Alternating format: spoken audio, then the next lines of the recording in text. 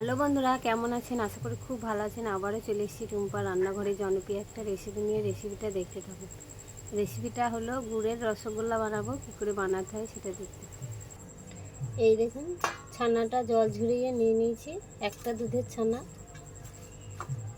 এটা খুব ভালো মেখে নেব। এটা গুড়টা বসিয়ে দিয়েছি, গুড়টা ফুটা দিয়েছি, ফুটু ততক্ষণ ছানাটা খুব ভালো মেখে নেব।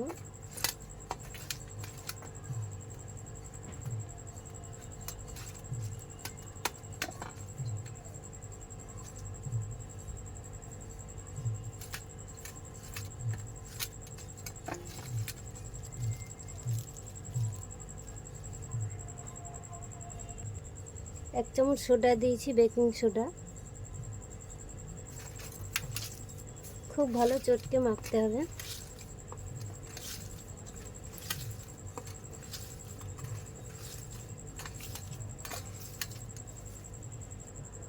দেখুন, একবারে মোলাম করে মেখে নিয়েছি, একটু দানা দানা নেই, একদম নরম হয়েছে।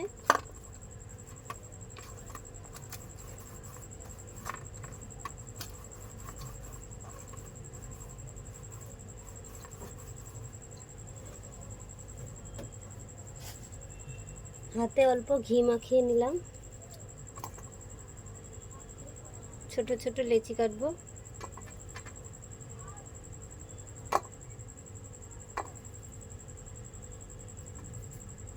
একদম ছানাটা নরম মাখতে হবে, দলা দলা যেন না থাকে।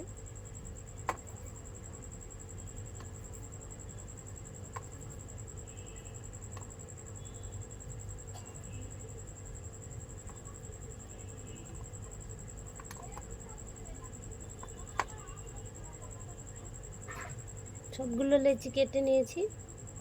এইরকম হাতের তলা দিয়ে গোল করে নেব।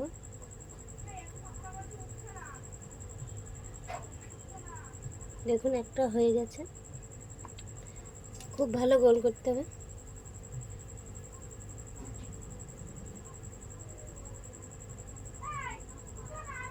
সবগুলোই করে নেব এইভাবে। এই দেখুন, সবগুলো লেচি কেটে নিয়েছি। গুড়টা ফুটে গেছে, দিয়ে দেবো এগুলো একটা একটা করে। যেগুলো লেচি কেটেছিলাম সব দিয়ে দিয়েছি। দেখুন ভাসছে, ছানাটা ফাটলেই ভাসবে, এমনিতেই না ভাসলে কিন্তু মিষ্টিটা ভালো হবে না। 10 থেকে 15 মিনিট হাই জাল করে নেব। আঁচ কমালে হবে না, যত ফুটবে তত মিষ্টিটা ভালো হবে। 10 থেকে 15 মিনিট পরে ফিরে আসছি। দেখুন, 10 থেকে 15 মিনিট হয়ে গেছে। কত সুন্দর হয়েছে দেখুন, ফুলে উঠেছে মিষ্টিগুলো, একদম ডবল হয়ে গেছে। চুলার আঁচটা বন্ধ করে দেব।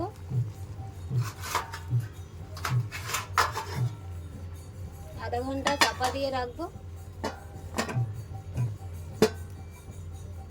আধা ঘন্টা পর ফিরে আসছি। দেখুন, মিষ্টিটা খুলে দেখবো। 10 থেকে 15 মিনিট হয়েছে। আধা ঘন্টা রাখলে খুব ভালো হতো। দেখুন কত সুন্দর হয়েছে, মোটা মোটা হয়েছে ফুললে রসগোল্লাগুলো। ভিডিওটা ভালো লাগলে অবশ্যই লাইক করবেন, সাবস্ক্রাইব করবেন, শেয়ার করবেন, পাশে থাকবেন। আর কার কার রসগোল্লা রেসিপিটা ভালো লাগলো অবশ্যই কমেন্টে জানাবেন। দেখুন।